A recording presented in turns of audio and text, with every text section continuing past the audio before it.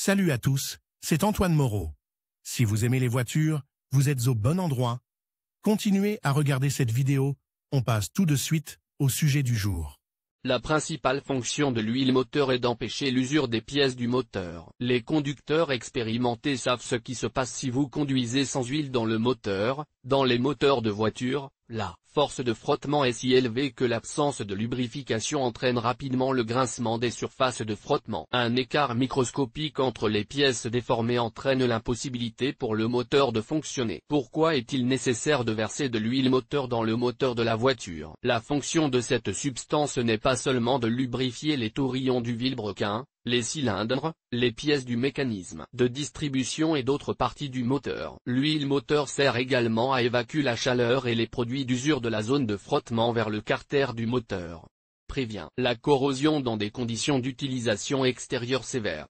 Élimine la suie et les dépôts de carbone formés lors de la combustion. Les huiles moteurs ne sont pas constituées uniquement de composants pétroliers, elles peuvent contenir divers additifs, qui doivent remplir différentes fonctions. Ils régulent la viscosité des lubrifiants, nettoient les pièces du moteur des contaminants, renforcent ou, au contraire, affaiblissent les diverses propriétés du produit pétrolier. Combien de kilomètres peut-on parcourir sans huile? L'absence totale de lubrification dans le moteur de la voiture entraîne immédiatement une usure catastrophique de ses pièces et de ses mécanismes. Si le moteur est neuf ou peu usé, il peut être démarré en l'absence de tout lubrifiant. Si le moteur n'est pas fortement sollicité, il sera possible de rouler à faible vitesse pendant un certain nombre de kilomètres sans conséquences critiques et sans réparation ultérieure coûteuse. En 2008, l'équipe du magazine Zaroulem a mené une expérience sur le fonctionnement de voitures sans lubrifiant. Pour cette expérience, ils ont pris deux voitures Lada neuves équipées de moteurs à injecteur. L'une a été traitée avec la préparation Suprotec formant un film anti-friction à la surface des pièces du moteur, l'autre n'a pas été traitée. L'huile a été vidée des deux unités avant le démarrage. Le moteur non traité a commencé à cogner après 74 km de conduite tranquille. La Lada traitée à l'additif a parcouru 150 km sans que le moteur ne cogne. Après cela, il a été décidé d'arrêter l'expérience. Moyen de déterminer le manque de lubrification. Lorsque le niveau de lubrifiant tombe au niveau minimum requis, un capteur électronique se déclenche. L'indicateur de manque d'huile moteur,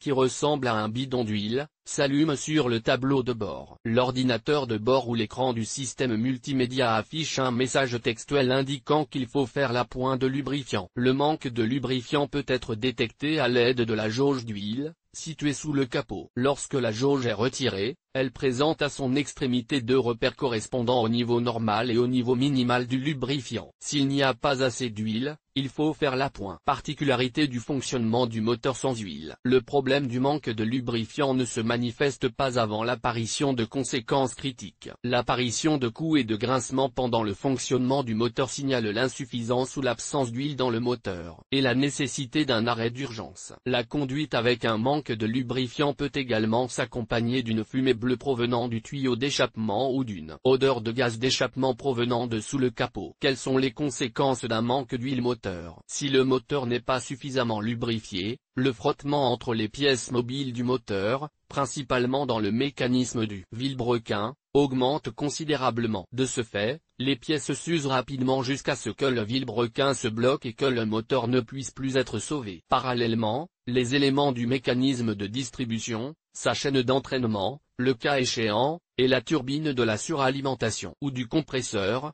dont certains moteurs de voiture sont équipés, sont soumis à une usure accrue. Ces systèmes et équipements peuvent également tomber en panne après un fonctionnement à sec du moteur. Comment et quand le témoin du capteur de pression de lubrification s'allume-t-il? Si le témoin s'allume, cela peut indiquer un faible niveau d'huile dans le carter, une défaillance du capteur, une faible pression de lubrifiant dans le système. Dans tous les cas, lorsque ce témoin s'allume, la cause est recherchée en vérifiant le niveau d'huile dans le moteur. Si ce niveau est normal, il faut rechercher et éliminer les autres problèmes possibles, filtre à huile bouché, pompe à huile défectueuse, etc.